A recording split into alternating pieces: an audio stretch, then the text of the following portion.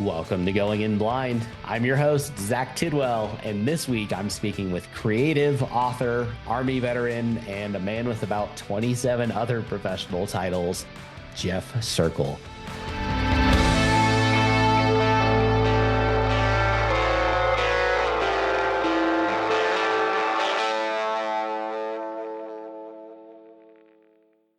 And to everyone at home, thank you for listening. Please take a second to help me grow the show so that I can keep delivering these conversations week after week for years to come.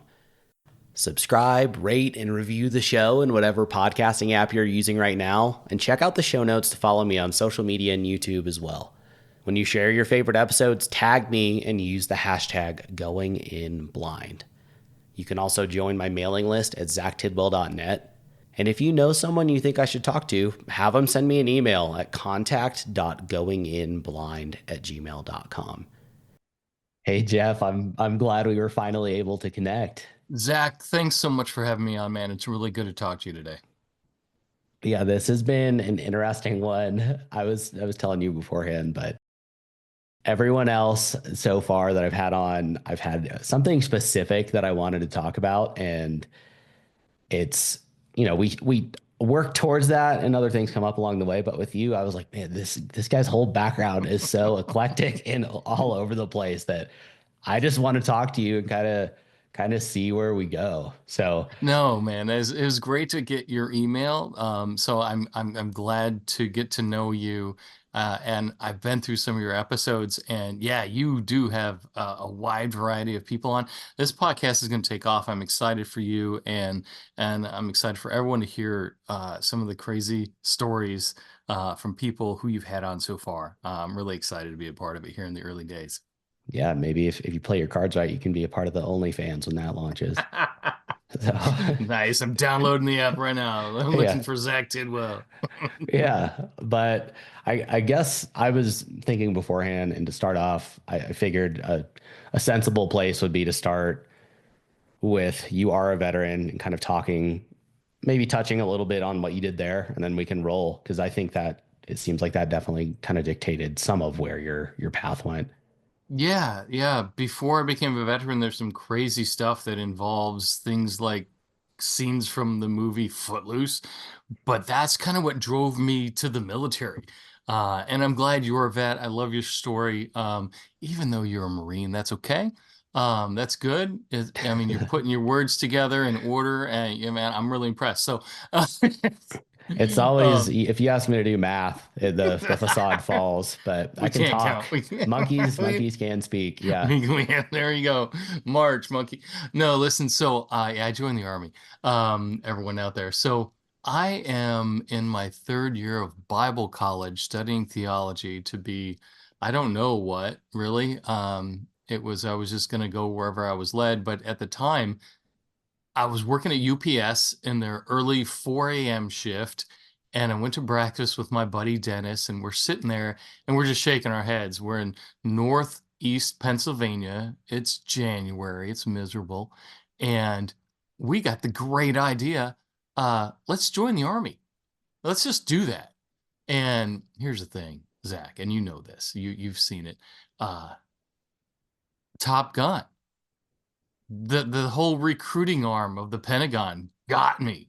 And so, it was after the movie Top Gun came out, and so I'm like, we're gonna do this. So I walk into the Navy recruiter's office, look at the guy, he looks at me, and I said, "Hey, I want to be a pilot." And he looked at me back and he said, "No." He's like, "Not for you, kid." I'm like, "Yeah, well, I don't like your uniforms anyways, the whole bell bottom thing and the funny hat." So I'm like, "Fine, I'm out of here."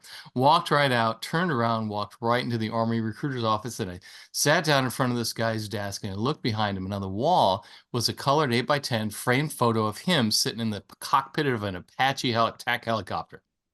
So I look Oh, at he that, and got you. I look at that, and I look at him like, "Hey, uh, I want to be a pilot." And he looks over his shoulder, with that wise thousand mile stare, and he looks back at me and he says, "Yeah, yeah, that's me, all right." I'm like, "How'd that work out?" He's like, "Well, that's me at Fort Rucker. We're in training, and I didn't make it." Yeah, dude, So I mean, that's like when you hear about guys getting recruited in to go to Ranger school or to go to Buds, I mean, they use those as recruiting tactics. But if you go Absolutely. in, if you go in to be a pilot and you fail out, I mean, at least in the Marine Corps, they were called fallen angels, and you get open contracted like everyone else, and Mm. it's horrible. It's horrible, and for me, it got even worse because he looked at me and said, "Yeah, we don't have any of those positions open. But let me tell you what I do have." And so he started going through a clipboard. This was back in the day. They had clipboards and real paper, and he starts flipping through, and he names off some jobs. They're in military they call MOSs, and he says, "Oh, I've got an 88 mic here, which in the Army that's a truck driver," and I'm like, "No." I got a 71 Lima, which is like admin kind of thing. Yeah. I'm like, no. And he names off a couple other things. And then he gets to the bottom of the page and he scratches his head and he looks at me and he looks at his partner at the desk next to him. And it's like, this thing here, 96 Bravo. I'm like, well, what's that? And he's like, well, it's intelligence analyst, but it doesn't have really much of a description. He's like, And he's I can't talk about it, that kind of thing. yeah. Yeah, Yeah. they So get. he pulls this game on me. Yeah, he pulls this game on me, and immediately, my radar peaks, and I'm like, I want that. So yeah, ended up going in the Army, intel analyst, which later I was told is like I mean, no offense to special education programs, but this is what he said back in 1987. Yeah, this is like the entry level intel. I had no idea, but I went and I had a ball, and then I ended up in Desert Storm. And here's my Marine story for you, Zach. You're gonna love this. So I'm working at this tactical operations center, which was 5 vehicles backed up to each other, connected by canvas tents in the middle of the desert. Okay. So we're sitting there in Kuwait and Saudi Arabia and some other places that we found ourselves. And because of our unit, I was in an armor unit. I was an intel guy, so I thought James Bond, because that's what my recruiter said. His exact words were, "I don't know what this job is, but it's like James Bond shit. They don't tell us." It's exactly what he said. Never forgot that. So I'm sitting in the desert like James Bond always does in all those great films, and we had a task force. Our unit was kind of split off of our larger parent unit in the States, and they just said, "You guys are you're the best we got. We're sending you, and we'll augment you once we get out there." And they did, and they augmented us with some people from Second Mardiv. Your people, Zach, your Marines joined No, I was us. a grunt because those are going to be other pogues. I know where you're going here. Don't. So they're all piled up, kind of off to the side a little bit. And this is after the ground invasion. We had an intel task to go out and collect stuff, and I mean fun stuff. And so we started coming back with lots of fun stuff. Were And you one of doing the things, human stuff at this point? yeah, yeah, a little Okay. bit, little bit. And so we wanted to try to find a connection between anything that was there on the ground to anything that we could connect to Syria or any other foreign influence. And I And can't. just for people at home, human is human intelligence. So he's collecting stuff. This is actually going out. He's not reading emails that are coming through and stuff. No, This is no, what we're talking about. no, no. We're on the ground. We're digging through stuff. We're talking to people. And one day I come back with a crate of Makarov 9mm handguns. And this is back in the day when, there weren't a lot of war trophies. They didn't have a process in place really well defined. And I kind of had the feeling that I wasn't going to be able to bring it home with me. So I took a couple and just carried them around, but then went over to the little contingent of Marines over there who were just, kind of polishing their boots and, doing whatever. And I sized them up and I looked at one and I said, "Hey man, what's going on? Uh, I got a Makarov. How would you like to trade that for your K-bar?" Guy, he perked up. He's like, "You got a Makarov?" I'm like, "Yeah, it's brand new. Straight out of the grease packs in this case I found." It's like, your K-bar. Yeah, your combat K-bar straight up. He's like, "Yeah, yeah, sure. Oh, no, no." So I've got this K-bar, and now, I mean, so many years later, it's actually I put it I built a display thing for it and got it up there with some other things that I brought back. And My only hope is maybe someday that kid went back home and I don't know. Maybe he got it through, maybe he didn't. But It's- so now you have it up above your mantle and you look at it and like if only I was a better man. Is that's what it's there for? I need to have a plaque. On this date, some Marine traded his K-bar for something that he could Yeah. not do anything with. So that was my experience with the Marine Corps and Desert Storm. But I joined the Army out of that Bible college experience, and it turned my life complete 180 degrees in a different exposure level to the world. It was so wild Were and you pretty sheltered before that? very, Okay. I would yeah, imagine for someone who's going to school for theology, but yeah. yeah. And it started at first grade because my mom put me in this private school in Northwest Ohio, and there were 30 people in my class, and that's all we did. I mean, Bible was one of the core parts of the curriculum, and I went to that school from first grade through 12th, and so I Wow. grew up with people. I mean, I still see people today who I knew from first grade. So you're My still in like the my same wife, area? I get, I met my wife when, well, she wasn't my wife then, but I was in sixth grade, she was in fifth grade. We've known each other our whole lives. I ended up moving away, obviously, when I went to college in Pennsylvania, and then when I joined the Army, I never came back here, except for just a few visits in the 90s. That was it. But I was sheltered, and even going to Bible college was a little bit of an eye opener to me from the environment that I came from here in Northwest Ohio, where we weren't allowed to listen to any kind of music on the radio unless it was the Christian station. Where the TV was very selective. Back then, shows were generally okay. I can't imagine anything that would be allowed today. And there was no drinking, smoking, dancing. We didn't have a homecoming. We had homecoming. We didn't have prom, so there was no Well, we dancing do, or everyone knows music like that that. having fun is devilish. And dancing leads to sex. So To yeah, that's fornicating. Yeah. fornicating. So yeah, that's. But the army was such a good experience for me because it still kept me in structure, kept me out of trouble. And I've noticed so many people when they get out, they just go nuts and they lose it. And they're in the bottom of a bottle somewhere, or they're trying every kind of drug they can. And I've seen a lot of people really lose it. Are you But the saying army, out of the military or out of Bible college? once they get out of Both. that sheltered lifestyle, yeah, and Yeah. then yeah. But no, I had some good mentors while I was in the army. Some people took care of me.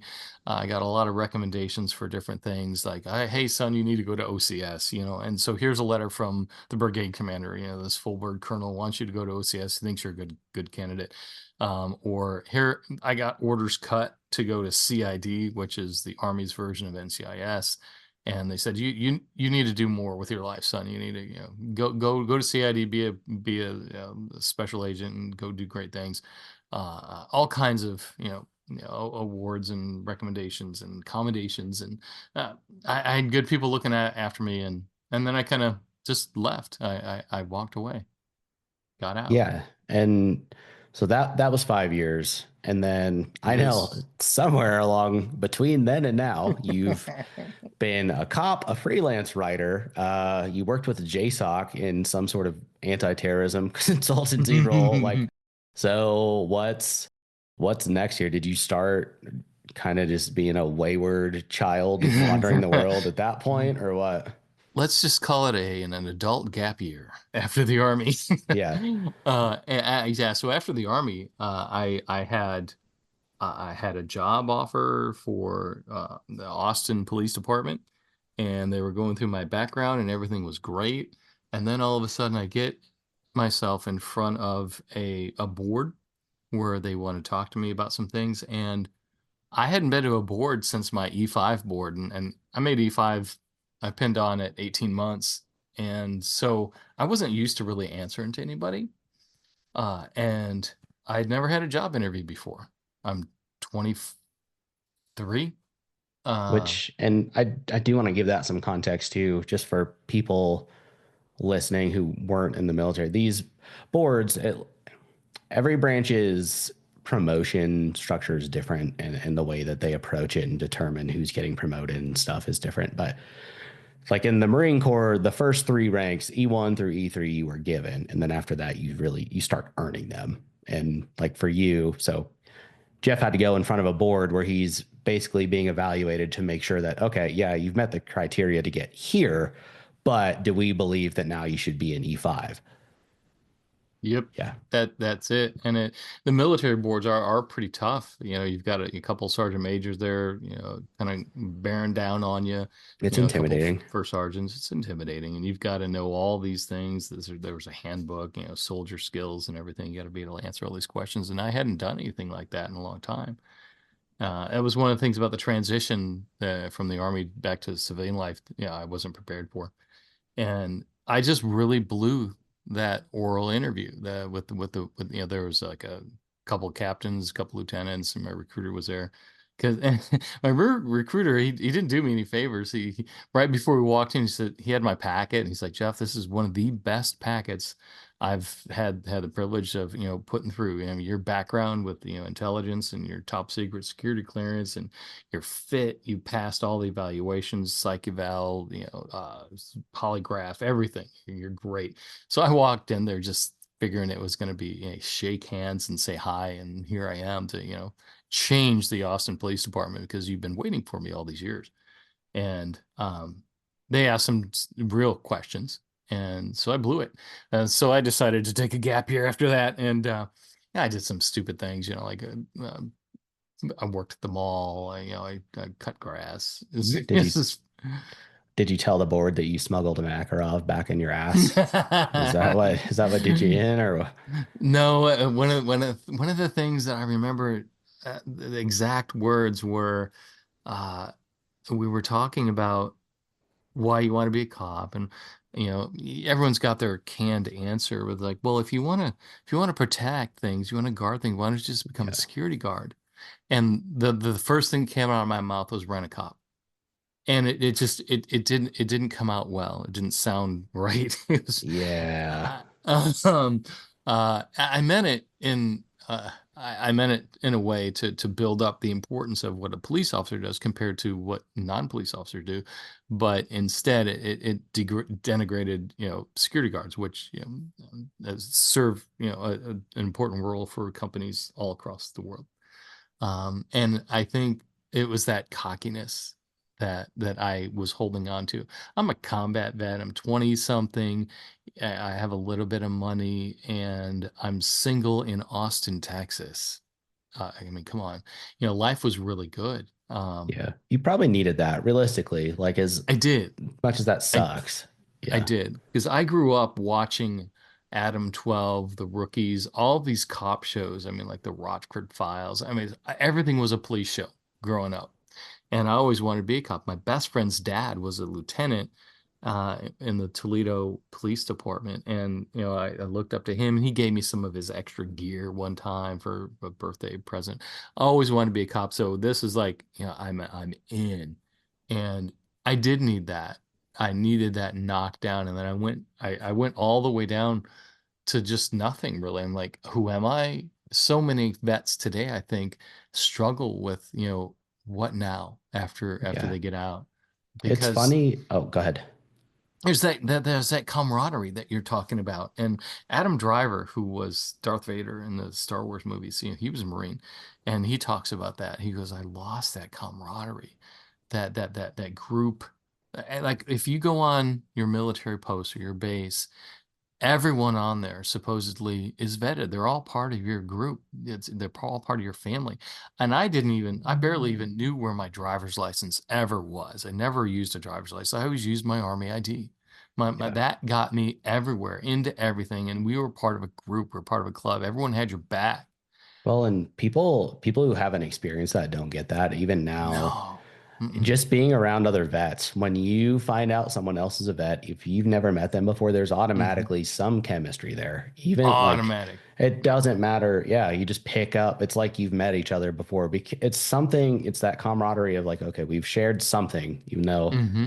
I don't know you, there's an automatic sense of, maybe not trust, but respect that is Hmm. in addition to what you would normally give someone when you're first meeting them. And it's hard to really explain other than that. And you do a lot of people flounder when they get out and not having that and making the transition to not having that. And Yeah. it's that I think combined with the fact that at least as enlisted service members, like you get really good at getting shit done and figuring how to get it done, but you are always given like the end criteria.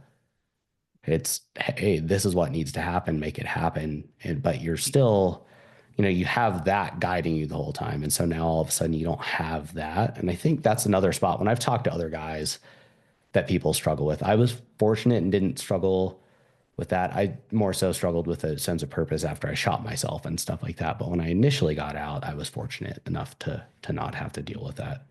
Mm, yeah. You're so on target with that, Zach, because it can be a real tough transition back to civilian life because of what you just said. You have a mission, you know what the criteria is, you know what the end state is, you've got people to help you. Out in the real world, for me, it wasn't like that at all because after some time, after about a year, I took a job at a company called MCI, which was like part of it, not part of, but part of the telephone divestiture when AT&T had to break up, and MCI was the big phone competitor for long distance. And it as everyone was out for themselves. I was on a team. I had a group, we had 16 people on my team and then a supervisor, and we were I started out on the phones.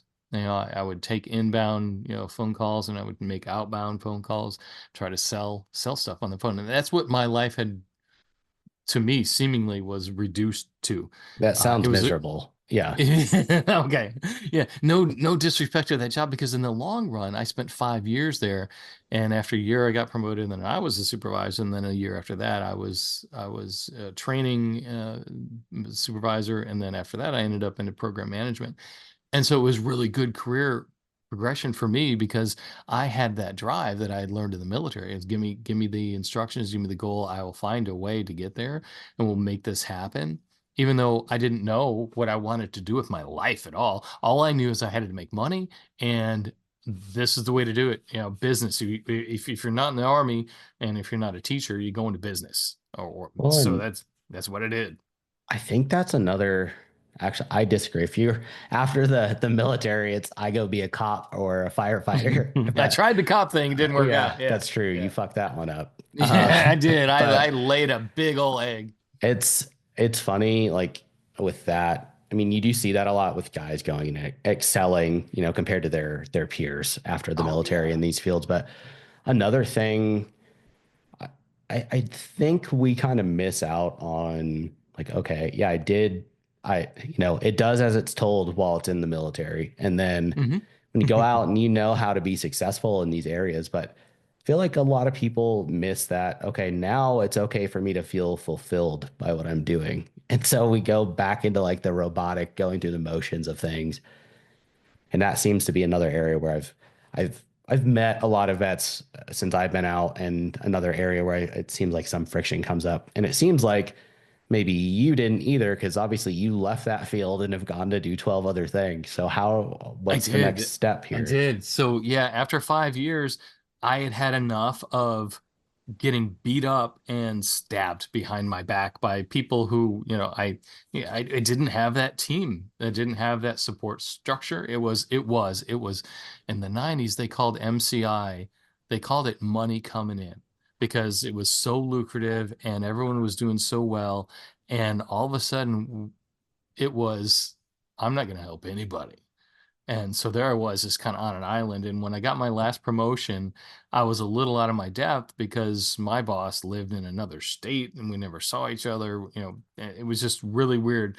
And after a couple years of doing that, I got recognized for doing something right. And so they sent me on this trip and they said, "Hey, you won President's Club, President's Circle, whatever it is. We're going to send you this to this island off the coast of Puerto Rico for, a week and just say thanks. And we're going to fly down, I don't know, was it Dera Torres or this coach. There's a basketball Isaiah Thomas, motivational speakers, and we're gonna throw all this money at you and let's sit on the beach. So I'm sitting on the beach with my buddy and this guy, so I still know today, JD Callahan, and I sitting on the beach, and we're just hung the hell over. And this guy walks by us with a spray bottle in his hand with a little fan on the end, and he's stopping at all these people who were just laying on the beach. And he gets to us and he says, "May I give you a spritz?" And I looked at him like, "Get the hell out of here, man." I went, he's like, "No, what do you got?" He's like, "Well, this is a new eco-friendly sunscreen that doesn't hurt the coral and it's really good and all this stuff." I'm like, "Oh, I don't want any of that, but I will take your business card because I kind of like what you're doing here." And so he gave me his business card. I remember because I took that business card and went back to Austin, and I put it on my desk and it sat there on my computer for about the next 2 or 3 months. And I finally called him up and said, "Hey, Pete," I remember his name was Peter Crotty. I'm like, "Pete, I'm ready to come down. I'm interested in a job." So he's like, "Come on down, man." So I get down to St. Thomas. I get to St. John. I get to Puerto Rico, and I get there and I go back to the hotel where they had put us up at this place. And I'm talking to this bellhop who I'd made friends with before when we were down there because I spent a couple extra days and ended up get to know this guy. And I'm looking at all the people and the hotel, and all these little bellhops come out and they're all in their uniforms and they stand up in a line, and I'm waiting for my guy, and I just got the heebie-jeebies. I'm like, I this is too much. This is too corporate for me. I need to go deeper. I need to go more native. I'm like, this is not working out already. This is not for me.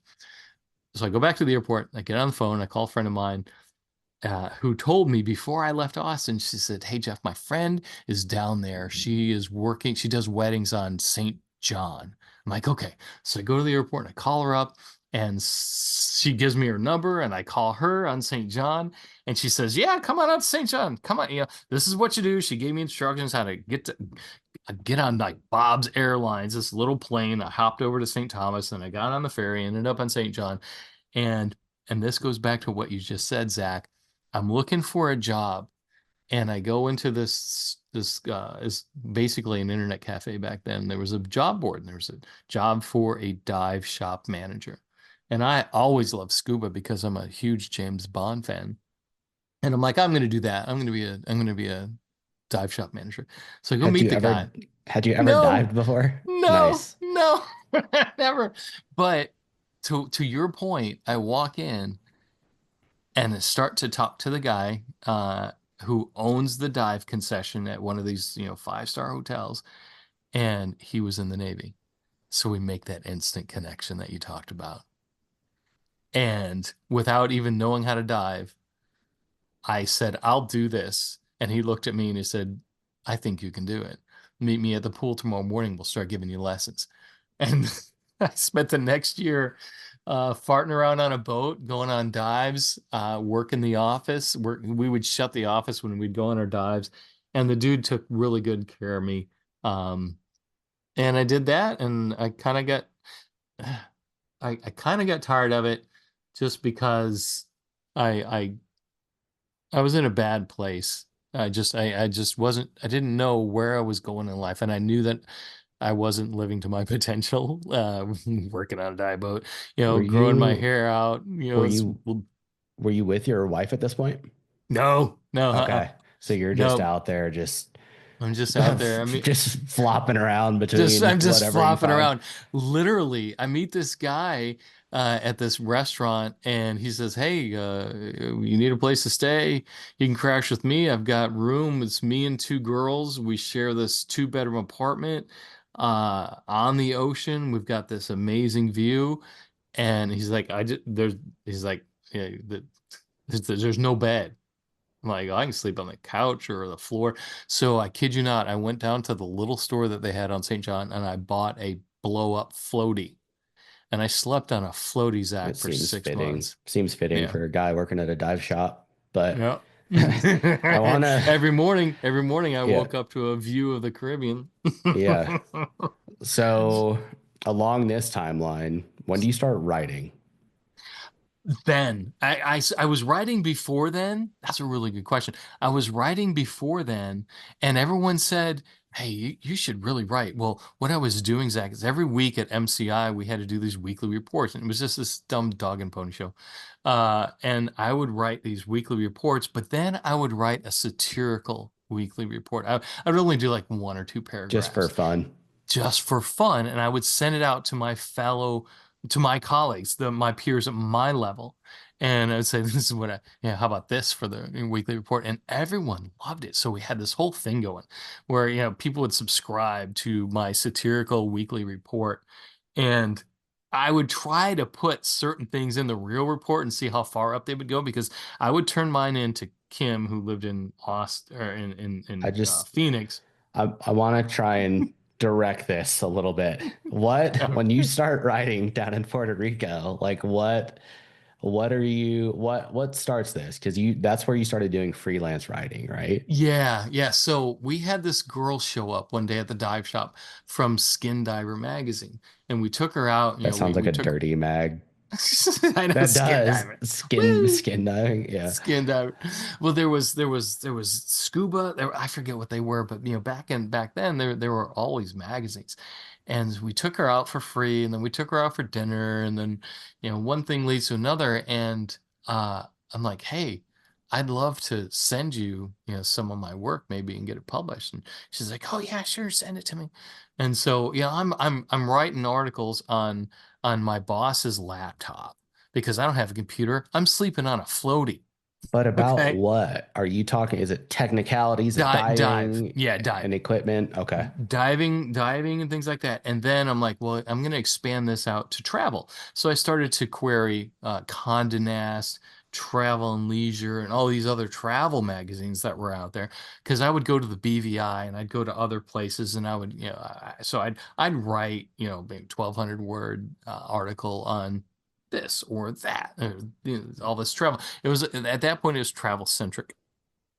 And I thought, hey, I can actually turn this writing skill that people used to seem to enjoy into something that I can do down here.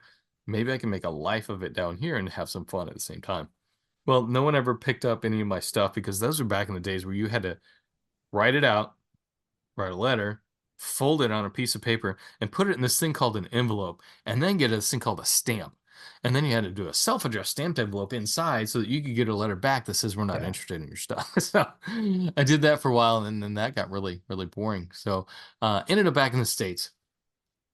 I was done with diving, done with all that. Well, done with the Caribbean. So yeah, I was a Caribbean boy. I remember when I left MCI, I wanted to keep in touch with all my friends, and email was, a thing back then.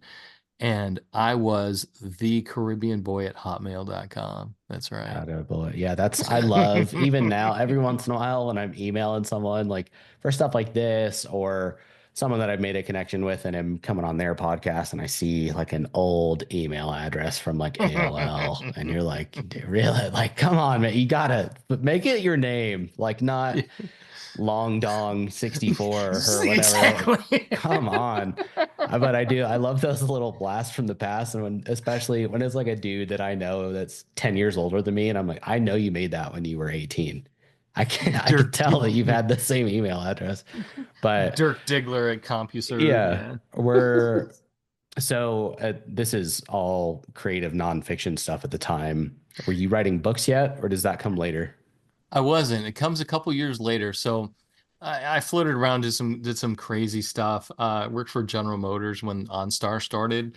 Did that for a year and a half, and that was in Detroit. And I went from the Caribbean to Detroit, and that was not Polar happening. opposites. And Yeah, Detroit winters suck. It's yeah, that they gray, did. man, is it's It's gross. harsh. Yeah. So I met someone a year, 2 years later, moved to Charleston, South Carolina. We got married. 9/11 happened. And that was kind of my second chance at a wake up call to really answer the bell. And, I was still, I was still fit and could do, just about anything called upon.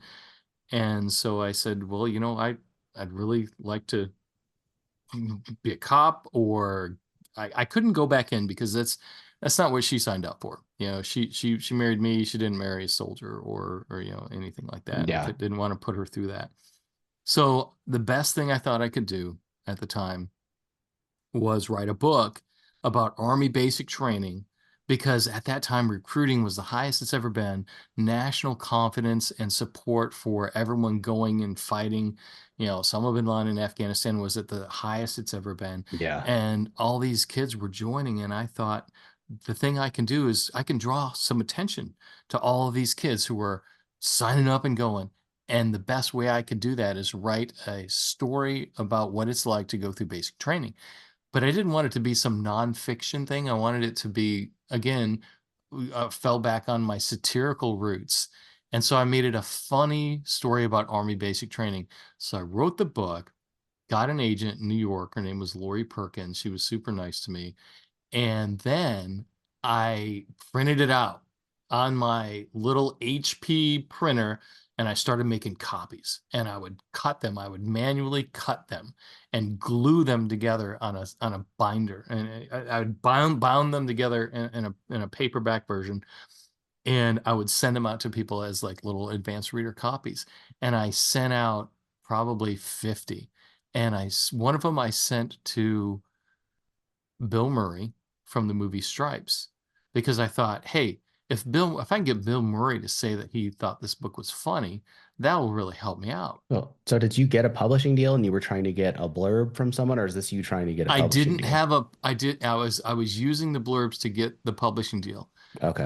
because it got me an agent because I also sent it to David Morrell, who wrote and created Rambo, wrote First Blood.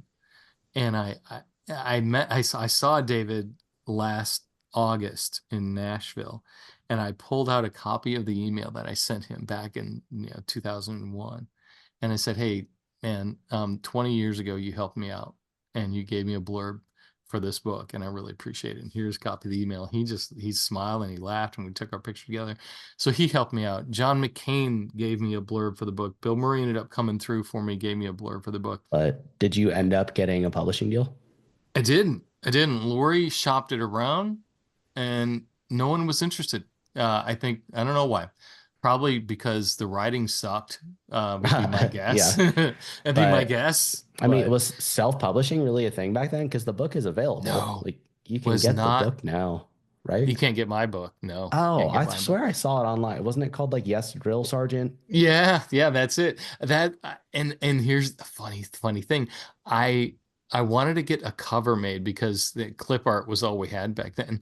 And I sent my book to my old commander. He was colonel, commander of the in charge of the Tiger Brigade, and he had since long moved on. And he was a three-star lieutenant general. He was the chief of staff for the European Command. So he's in Stuttgart, Germany. And I sent it to him and I said, General Sylvester, would you be willing to give me a blurb? And he emailed me back and he said, I'd be happy to write the foreword. Like, Oh, okay, that's so much more than I asked for, and I can't believe that. That's wonderful. So I was getting the cover made and I sent it to this editorial cartoonist who I knew. And he told me, he said, you need to send this to my cousin. He works for the DOD in Stuttgart, Germany. So I sent it to this guy and he worked for Sylvester. This is the craziest thing. How these two people knew and worked together, knew each other and worked together is just unbelievable. I mean, you talk about the stars aligning. And so that guy uh, who worked in Germany is my editorial cartoonist cousin.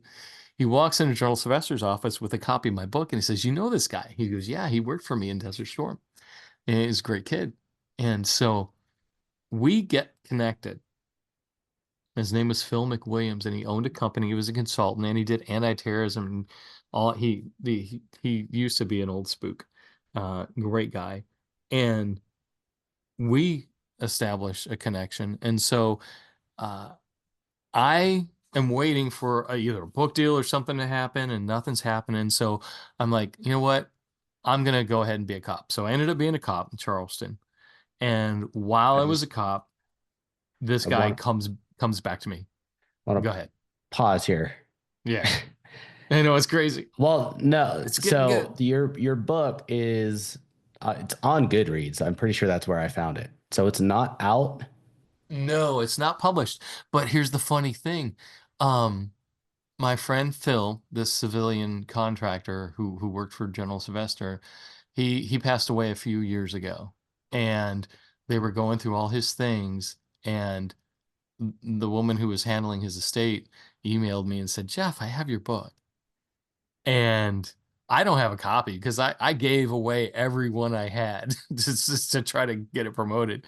And for all these years, I've never had a copy. She mailed it to me from Germany, and it got here about 3 months ago. And so I have That's one wild. copy that Is it I all put together, is it all but yellowed and old the looking now? spine, yeah, because I used rubber cement to glue the binding onto the cover. This is ridiculous. Oh, Wow. it's the worst thing. And my wife is like, I really like to read it. I'm like, I really think it's garbage. It's probably really bad. And so I've kind of flipped through it a little bit, and I haven't read it yet. But Uh, I mean, I have it so on my computer. why do You you have can't it? get it. No one Why can get it. why do you have it on Goodreads if it's not available anywhere? And see, now I'm gonna go out on Goodreads and find out what that's I about because swear that's where I you found it. It you might knew have the been title, so yeah, I don't yeah, know. it's somewhere. It was yeah, okay. That's interesting. I know. I'm Well, I'm so going out on Goodreads. okay. Uh, So oh God, I from hope there aren't any reviews. so you're you become a cop, but how at some point you end up back at least in some form of Yeah. like military adjacent capacity working with the Joint Special Operations Command. Yeah. So Phil brought me over to Germany and let me be I was a senior policy writer for anti-terrorism for U.S. Army Africa and U.S. Army Europe. And that got me involved in military contracting. So I was a contractor. Uh, they're called a lot of things, and they usually deserve it. I was a filthy, dirty, money grubby contractor. That's what they call us. And um, contract ended in 2012, and I went back to being a federal investigator where I was doing background investigations for security clearances. And I meet this woman, and she says, "Do you like your job?" And I said, "No, not really. It's we they don't really let us investigate. And if you've read anything about security clearances and the process that they've gone through since 2012 to present, it's pretty bad." And I was really frustrated. And she said, "Well, how would you like to go to Afghanistan?" And I said, I would love to go to Afghanistan. And so a couple of days later, when I quit and I talked to my boss, Katie, I said, Katie, I would rather go to Afghanistan than do this job anymore. And I had done it for Can a can few we years. can we put a pin in this here? I want to come back to your comment on the security Yeah, clearance stuff. I haven't heard of sure. this. So Okay. There I'm was a aware I'm yeah, aware there there's a was a long, very, very drawn out process for getting your security clearances and stuff. But what is there this is. the shift in 2012 and what's are you just saying that now they're not necessarily as all encompassing and as deep as they should be? Or can you speak to that? I can and yeah, they like today, I know they've made attempts at improvements. But when I was a investigator doing background investigations for the DoD, and I'm talking, top secret, SCI, all of those, the process was there were severe shortcomings in the process, and there was a company contracted to the DoD called USIS, and USIS was sued by the Department of Labor and the Department of Justice for falsifying their work. There was a quality clause and considerations for they would self quality their own work to make sure that the standards were being met. Now the That's federal stand, terrifying. I know we're gonna grade ourselves. Wow. Now there were federal standards, and there the SF 86 is the standard form that you fill out. We had to make sure all those things were filled out and everything. So they were kind of set up to fail because the process wasn't as good as it should have been. But even within that process, they still cut too many corners, and they were sued. They lost their contract, and they're out of business. So another company called Khaki, which is another big company, came in and took over all those contracts and pretty much took over most of those investigators as well. There were a couple other subcontractors involved and some other prime contractors involved to take on the work to continue the vetting process for all the DoD people who needed security clearances. But here's the thing, they we never really investigated. I mean, I'd been a cop. I mean, we did investigations. I worked for CID. We did investigations. In this, for the background investigations, we checked blocks. And that's what the quality was. Hey, you didn't get all the information on this question, or this wasn't filled out correctly, or there's a gap in time, or this residence isn't filled out correctly. I'm like, well, they were downrange. Well, The process was flawed, Zach, and how come this stuff isn't talked about? Because I mean, well, I think specifically, it, it hang on, was hang on. it was Snowden Let me keep asking my and question. all right, I'm sorry, Let go me keep ahead. asking here, man. All right, Um, I'm passionate about this. yeah, I know, but like, you gotta let me get my words out here. I This know. is Go ahead, man. absolutely a national security issue, and I'd be curious if you two things here. That investigation into USIS absolutely seems like that should have trumped up some criminal charges for the people involved in that. So, one, curious if you know if that happened, but also if, I mean, all these people that were issued clearances that, there's absolutely people that would have slipped through the cracks in that process. Were those people retroactively kind of evaluated? Do you know? So, to your first question, I don't believe there were ever any criminal charges brought. I know that I know some people got in trouble, and there was talk about civil charges or some kind of criminal charges for the senior people who were involved, who were responsible. There were a couple key people who got in a lot of trouble, but I don't think anyone went to jail. Wow. To your other question, no, they didn't retroactively go back and check anything, as far as I know. But for what you said about falling through the cracks, this was the era that gave birth to Edward Snowden and Bradley Manning. Those were two of the big names that my company had a hand in during that time period with doing their investigations, because Edward Snowden was a contractor. And Yeah. we don't know if we would have found anything in his background. If you start asking questions and you dig a little deeper, and then you go to a neighbor, and then you find someone who knew this person, and you actually do a deep dive investigation versus, okay, here's your list of addresses, here are your list of jobs, here are your list of friends, here are your list of schools, here are your list of relatives. Okay, everything is here on the paper. You're good. That's all it was. Oh yeah, Mhm. we went to the courthouse and made sure that you hadn't been arrested for anything, and we checked your DUI record, and then we checked your credit score. But you're not going back and actually digging into previous employers. And did you know this person when he worked here and stuff like that? Exactly. Not to the degree. It was, do you remember this person? Yeah. Did they work here during this period? Yeah. Was there anything? No. Mm, It wasn't good. And that's so after that time, what they did do is after they got rid of USIS, they actually changed. It used to be OPM, the United States Office of Personnel Management, this is a branch of government, it had this other branch who ran the investigations. That changed, and now it's called something else, something counterintelligence. And they've got someone in charge who's probably never done an investigation. I don't know, but it's they it looks like lipstick on a pig to me. yeah. The process is the same. I still have a lot of friends who are still active military, still active contractors, and the process really hasn't changed. So I think they're just getting lucky.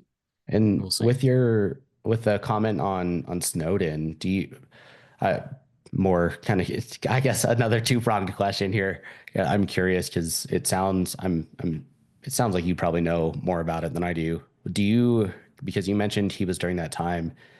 Hmm. One, do you know if he was let in by USIS? And then two, is there like in leading to that comment, I guess, has it like looking back now after he's come out as a whistleblower and divulged all the things that he did with the NSA sparing or spying on Americans, has something been found after the fact where like, hey, he shouldn't have been cleared? Those are all really good questions that I don't think have been publicly answered. Okay.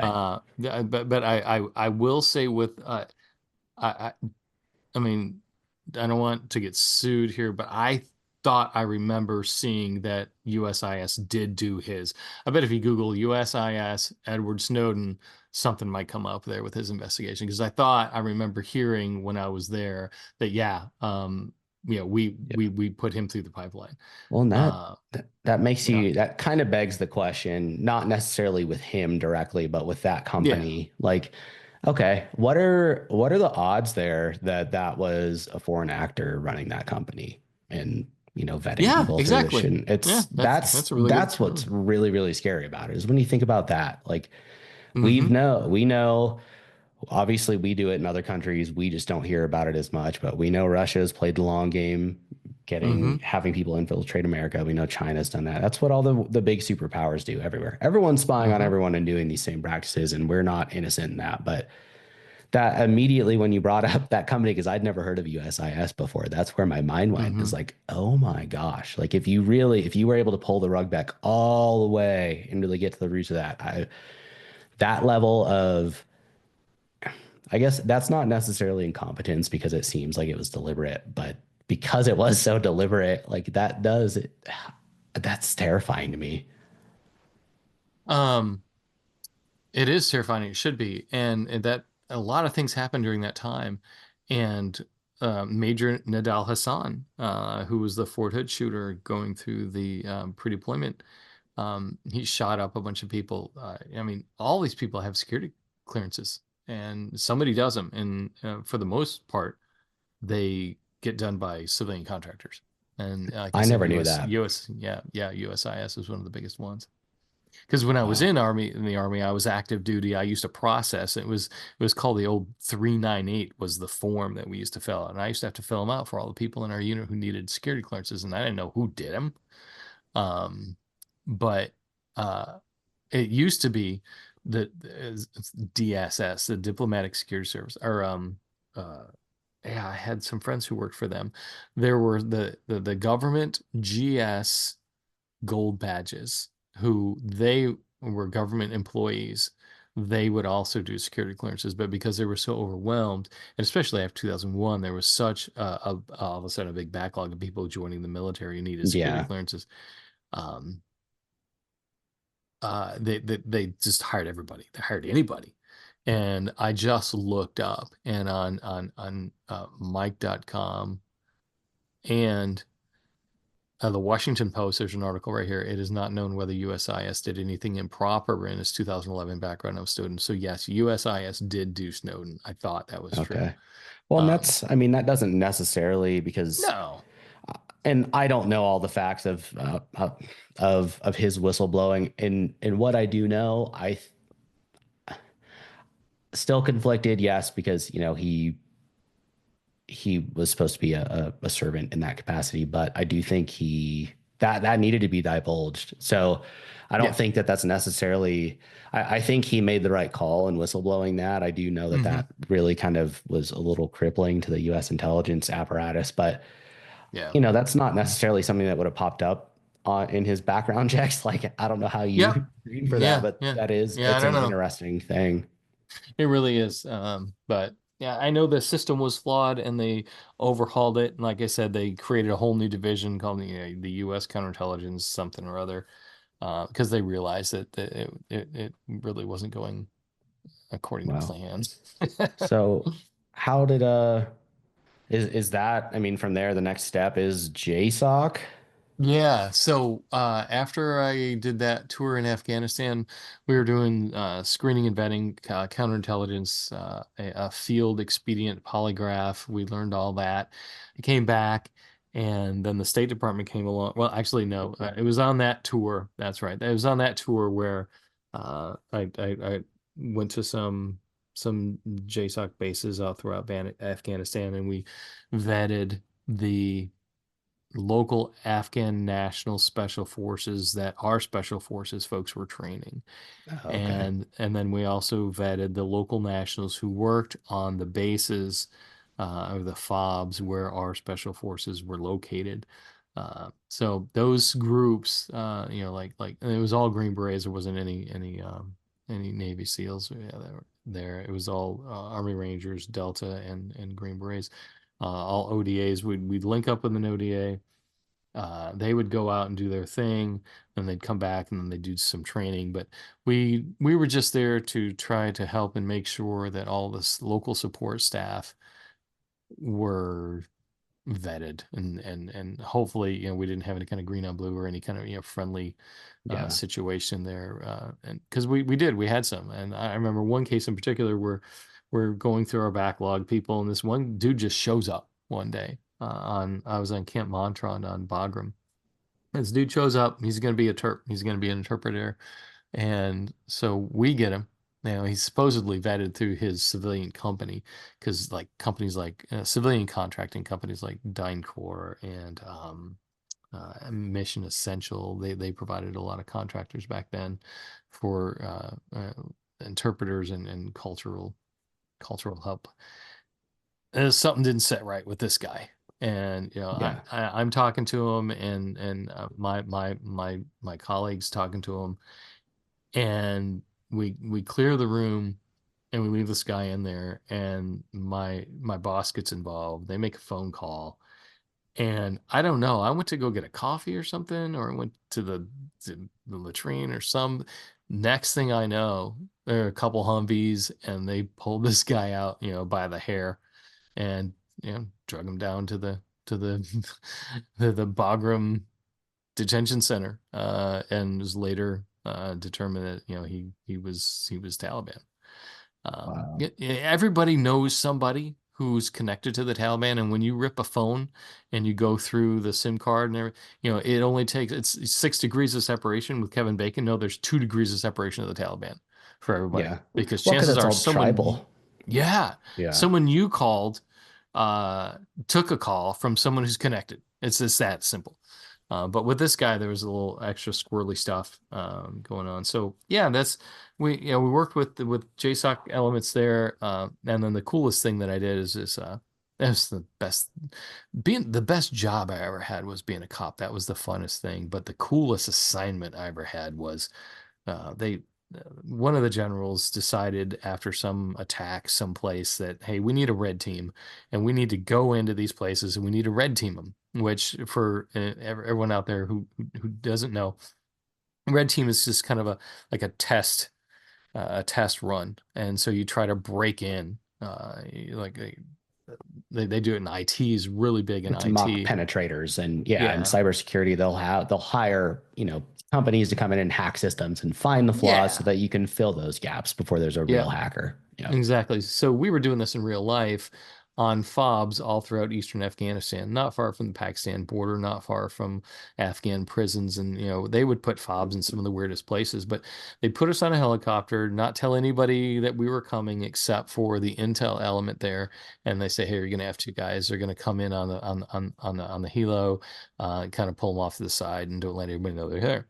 So we did. That's what we did. And my buddy Bryson and I did this. It was the best, funnest, coolest thing I've ever done. And we would sneak around the base. We stole ammo, we stole vehicles, we stole weapons, we stole I mean, Yeah. just classified. I had a binder of secret. It was so much fun. Well, And and was this all on Bagram or just all over the place? no, this was all over the place. There's Oh, okay. all these little fobs in what they called RC East, Regional Command East. So yeah, like I said, just kind of up and down the Pakistan border, up and Yeah. all hot spots out east. They try to put these little fobs and try to infiltrate the groups that were out there, and then make friends with the local tribal elders to try to get the little town on their side. And they're just out in the hinterlands doing their thing, but they still need protection.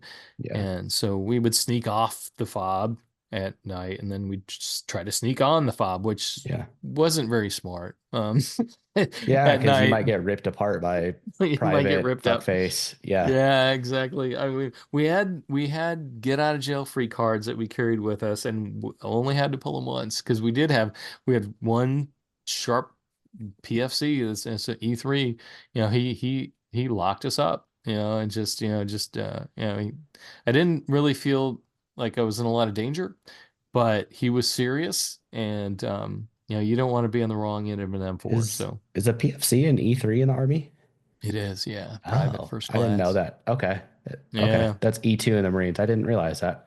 But Oh yeah. Yeah, the corporal and specialist thing for E4 in the Army is a little different. Not a lot of corporals out there except in the line units, but yeah. yeah. Okay. So what year-ish was this when you were over there back in That Afghanistan? that was 2013, 2014. And then I Okay. ended up going back in 2017 because after kind of had a proof of concept with the whole vetting process there, Benghazi happened. Yeah. And when Benghazi went down, the right people knew what really happened with Benghazi. And so the word started to get out that said, hey, we really need to lock down security at our embassies. Yeah. And so the RSOs, sharpened the pencil a whole lot. But in Kabul, at the embassy in Kabul specifically, uh, they were overwhelmed with the volume. And so they had heard about, what we did, and they wanted us to come and do it for the State Department, which the State Department had never farmed out anything like this before. It was all done through the regional security office at each embassy. And they just didn't, and they were right to not trust a contract company to come in and, you know, vet, their screen and vet their Yep. local support staff. But we talked them into it. And I remember a couple drives up from Fort Bragg, where I was in North Carolina, up to Foggy Bottom and DC. We had a couple meetings and showed them what our capabilities were and what we could do. And we worked with the National Center for Credibility Assessment in South Carolina to get the field expedient polygraph equipment, and we got training on that to get everyone up to speed. And they let us come in, and I built this team, hired everybody, and then once we got on the ground and started to put the program together, we hired local nationals, and it was fantastic. It was one of its kind, never been done before.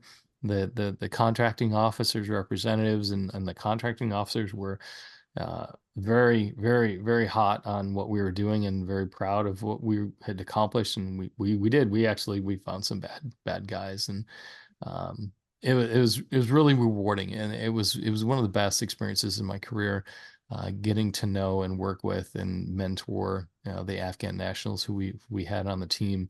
They were fantastic, and then of course the group of Americans who I put in place were just. I mean, I'm still in touch with many of them today.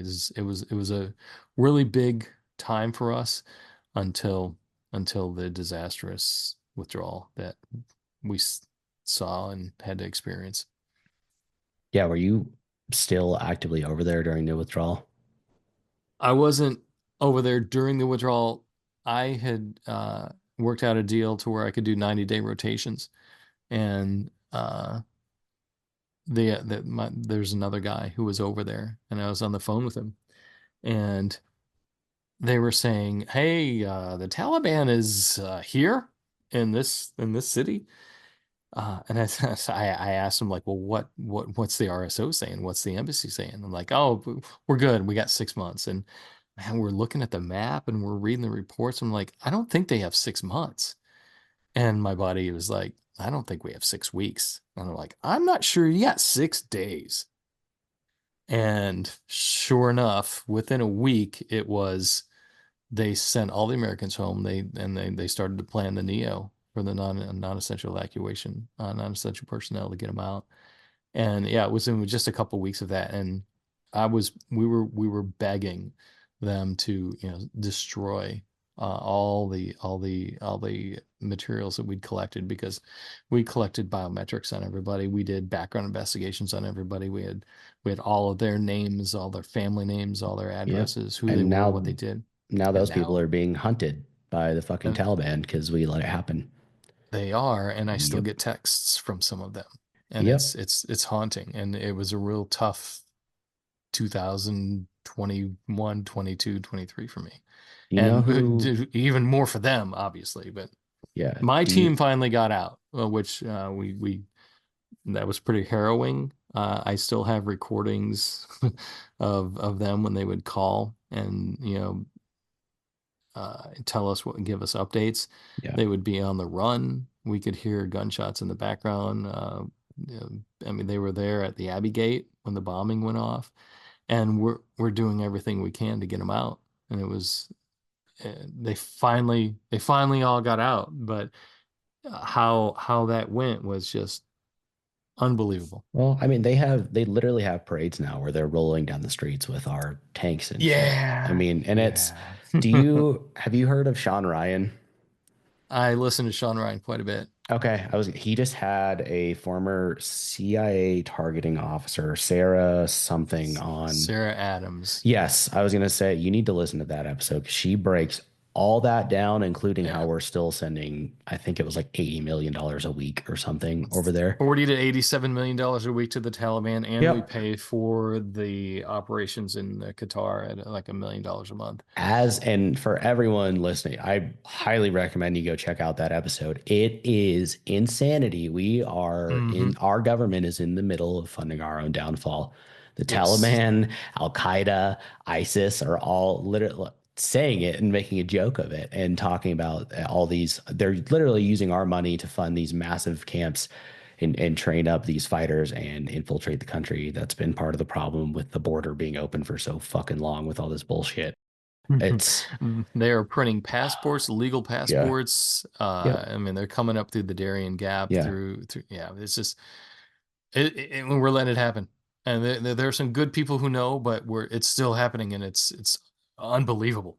Well, another guest Sean had on recently, and for people who don't know who he is, he's a former Navy SEAL, but now he's and contractor. Now he's a podcaster, but great podcast. But another guest mentioned they like have it was at least in one occurrence was publicly reported that we tracked down, I believe it was Iranian man pads that made it across the border. Yes. Yeah, Yeah, which that's are right. Here in America. man portable air defenses. So basically, surface to air shoulder launched missiles for people at home. Yeah. And this is all very real things. But that episode with Sarah Adams, I'll link in the show notes because people really need Yeah. to hear that. But Yeah, she's been on a couple times to get the last one. That's they really open it up, and then the interview with Legend too is just shocking. yeah, it was very eye-opening, especially she predicted that 2025 was going to be full of terrorist attacks, and then the Yep, year yep. starts off with it, and Starts off. it was pretty wild. And I mean, she mentioned, "Hey, I've been trying to get in contact with the government about this stuff, and no one is listening." And that was part of Yep. why they did that episode. But I can't imagine, I'm not a combat vet, even with you having had a team over there too, but even just for everyone who had been over there during the war and what that's like to process and have seen just the utter failure across the board with our pullout there. I mean, It's yeah, not man, the thing, it's not the kind of thing that you ever think that we would let happen, but we did. And we did in Saigon, and this one wasn't much different with people, clinging onto the airplane, people throwing their babies over the fence. One of our employees lost their child when they handed him over to a relative. The relative got through, but my guy didn't, and he and his wife were still stuck, not being able to get through, and they didn't know where their kid was. The kid was with the cousin. They didn't know. There was no way to contact them. I mean, they ended up on a plane and somewhere in Qatar and then America, but they had no idea that the wife was, just inconsolable. And fortunately, it didn't get thrown over and stuck in the barbed wire fence. It actually got through and lived. And one of the best photos that I have on my phone is them at their reunion a couple months later. that That had happened. just the power of that. And I'm gonna pause this for a second. I think something happened to your mic, so I'm gonna pause this real quick and see if we can get that fixed, and then we can try and bring this bad boy home. Is this better? That does seem better. Yes. Okay, my bad. Okay, you're good. All right. Okay, so gosh, I Well, think we bring this home and talk about what you're doing with the writer's dossier. oh, thanks. Yeah, we'll close it out. Since then, since Afghanistan, I kind of took another gap year. I've been writing a book series. It's a fiction series. it's not really a spy novel. It's more of a series about it's a character-driven story about good people doing bad things for the right reason. And in my pursuit of understanding the publishing industry and getting to know other authors and looking for that tribe that we've been talking about, I started this thing called the Writer's Dossier. And the idea started when I met a writer named T.R. Hendricks. He happened to be at Fort Hood the same time I was back after Desert Storm, but he was there later. But we had some things in common, and he wrote a book called The Instructor, and I met him in New York a couple years ago, and I took the book home and I read it and I loved it. And now all of a sudden I'm back in Northwest Ohio, and I didn't have anyone to tell. I didn't have anyone to share it with. And all the writers who I met, they all went back to their homes. And so the only thing I could do is to create a connection through social media. And I wanted to tell people about this book and some other books that I found, like The Peacock and the Sparrow by I.S. Berry. Steve Stratton is a good writer. Bill Schweigert, some people that I met. Taylor Moore, another great veteran writer. And so I thought, well, what can I do? I can do a author interview. I can set this platform up where I ask them simple questions about their book and publishing.